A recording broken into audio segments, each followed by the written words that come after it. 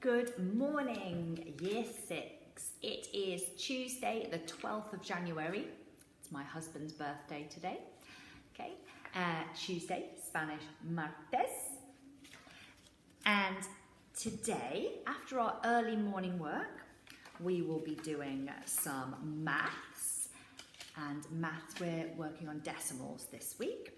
Remember that with the White Rose Maths, you can use DocHub to make it into a PDF that you can write on top of, and then you can upload that. Or you can take a picture and write on top of it, or you can just do that on paper at home and then check the answers the next day to see if you're okay. You don't need to be handing that in. Friday challenge is the most important. After maths, we are going to be doing some reading, and our reading is all about Friend or Foe. We're doing chapter 2, and I'm going to read the second part to you this morning. And then you're going to take a break. It's very important to take a break. You might watch a news round, you might do some star jumps, some run arounds, do a bit of Just Dance, have a snack, that's okay. All those things, take a bit of a brain break. And then when you come back, we are going to be doing some topic. Looking more into the Blitz. And if you're not sure what the Blitz is, you might want to do a bit of research. That's after you have done all your work about the Blitz, you are going to take a break, have some lunch, have a bit of a run around, do whatever you like, and then you are going to read. Do some silent reading. You can read whatever you like. And if you find that you've read a little bit and you can't quite get into it, then try and watch one of the videos of the teachers reading on YouTube or somebody else reading to you. And then we are going to finish off our topic a little bit more about the Blitz. For your early morning work today, what I want you to do is take the story that you wrote last week, The Cave, and I want you to try and improve it, up-level it, make your vocabulary amazing. So in your home learning diary, there are the year 5 and 6 spelling words. And if you look back, there's also the year 3 and 4 ones, if you wanted to include some of those. And then there's a reminder of the grammar and punctuation you might want to put in there. And you can use those to go back and make your writing even more exciting and even more challenging. So we're going to read some of Friend or Foe, the second part of the chapter. At the end of the first part that I read to you yesterday, David and Tucky were sat waiting to see if someone was going to collect them. And you made a little prediction to yourself about what you thought would happen.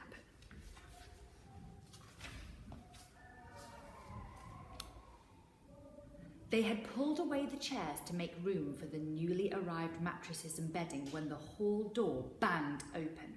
A huge bearded man in a great woolly coat and knee-high gaiters strode into the hall, followed by a rangy-looking black and white sheepdog. Everyone gawped. "I'm sorry to be late, but I've come for a boy." "You are Mr. Reynolds, I presume?" Miss Evans's voice was stiff with anger. "I am, my dear, and who may you be?"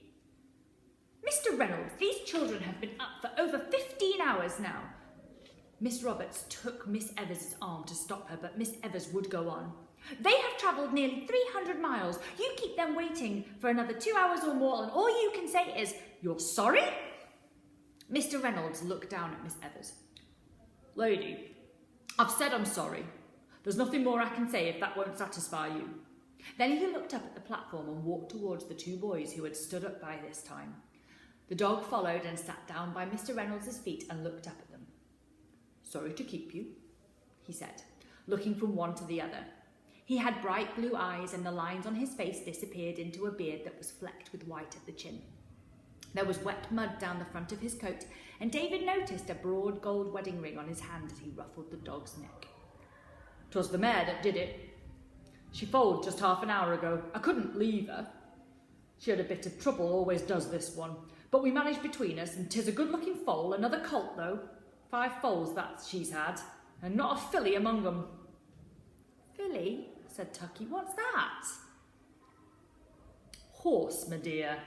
And Mr. Reynolds' face creased into a smile. "Filly's a girl horse, colt's a boy, like yourself."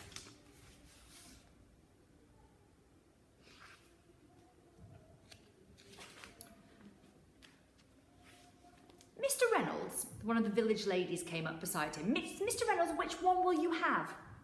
Which one? You put yourself down for one, Mr. Reynolds. You said you only had room for one.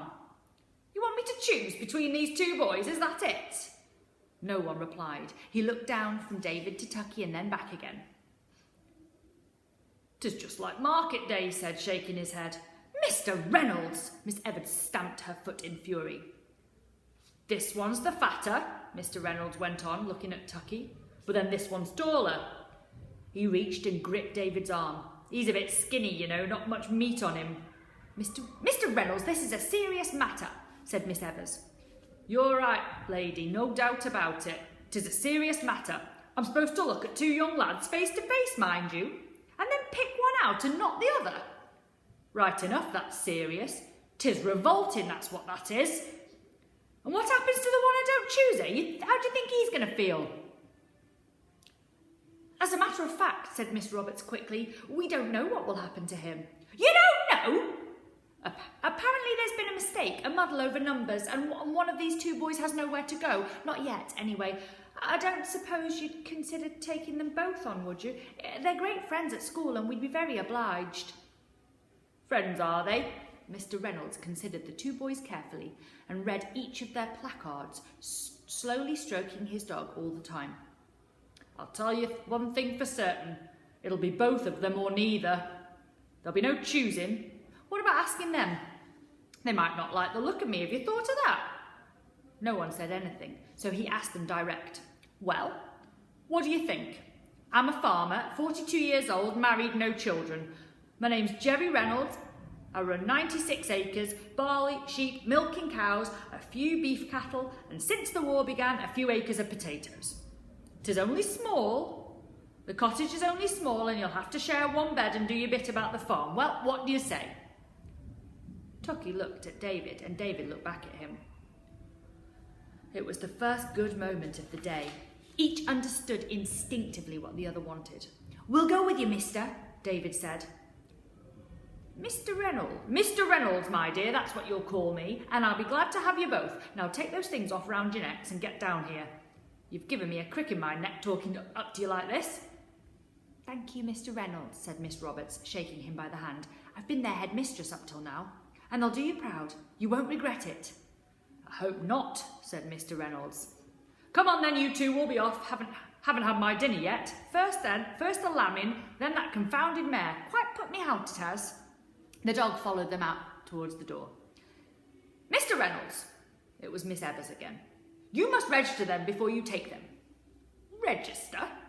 "It's regulations," said Miss Evers icily. "We have to know where the children are." "But you know that already, my dear."